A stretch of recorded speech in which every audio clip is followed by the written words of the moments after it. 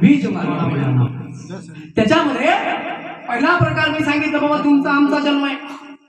एक सांगू का तुम्हाला, आमची कदर करा या नका करू, पण या कपड्याचा आदर करा.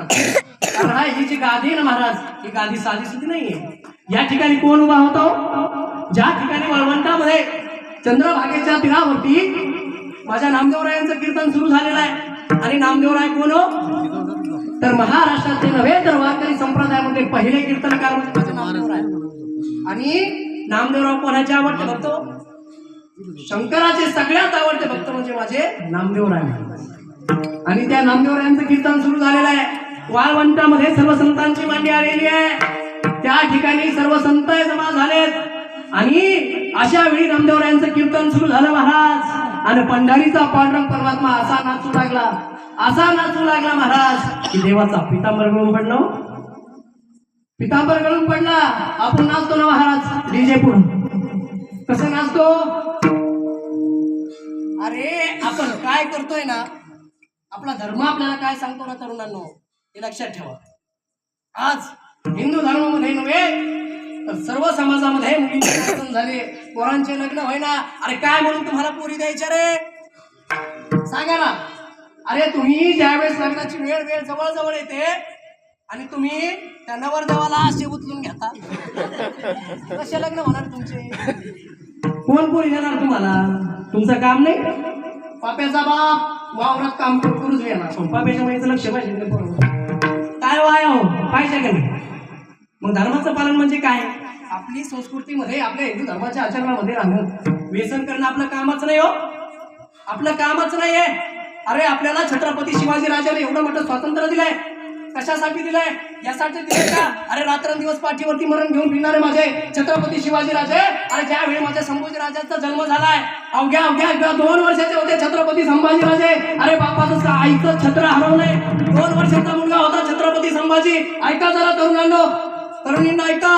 आता बलिदान मास झालाय माझ्या छत्रपती संभाजी राजांचा. अरे त्या छत्रपती संभाजी राजा 2 वर्षाचे असताना अरे आई सोडून गेली. अरे हे स्वराज्यावरती त्यांचे एवढे हल्ले झाले की बाबा छत्रपती शिवाजी राजाने सांगितलं, अरे मुलाच्या प्रेमात जर गुंतून पडलो तर हे स्वराज्य हातातून निघून जाईल. अरे पाठीवरती मरण बांधलं आणि रात्रंदिवस घोड्याची दौड केली. याच्यासाठी तुम्ही तिचे पुढे नाचायला, तुम्ही दारू प्यायला यासाठी केली का? अरे तुमचा जन्म तरी बघायला कशामध्ये झालाय? हिंदू धर्मामध्ये झालाय, नव्हे तर महाराष्ट्रामध्ये झालाय. याचा विचार करा जरा तरुणांनो. आज 40-50 वर्षाचे तरुण झाले, मुलीच नाही मुली देतच नाही. पण का देत नाही? तर हे कारण आहे त्याला.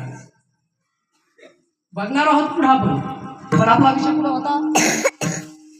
होता सांगा कीर्तनात होता. अरे बाबा नामदेवरायांचं कीर्तन सुरू झालंय वाळवंटामध्ये. आई पंढरपूरला जात असाल ना बाबा, त्या ठिकाणी माझ्या नामदेवरायांचं कीर्तन सुरू झालेलं आहे. आणि त्या ठिकाणी पंढरीचा पांडुरंग परमात्मा असा नाचू लागला.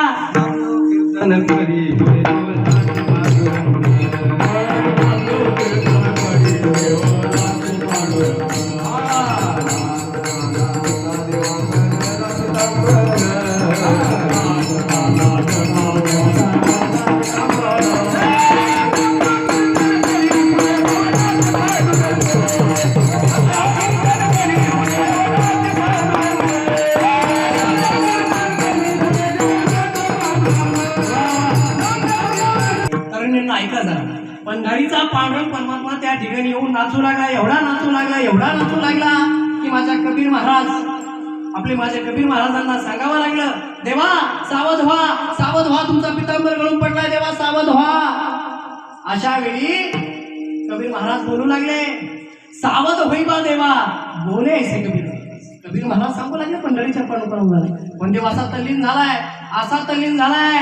तरुणांनो तुम्हीही याच्यामध्ये असं तल्लीन व्हायचंय. आज खऱ्या अर्थानं पहिला दिवस आहे. अरे 8 दिवस कुठं जातील तुम्हाला कळणार नाही. अरे इतका आनंद घ्या, नाचू कीर्तन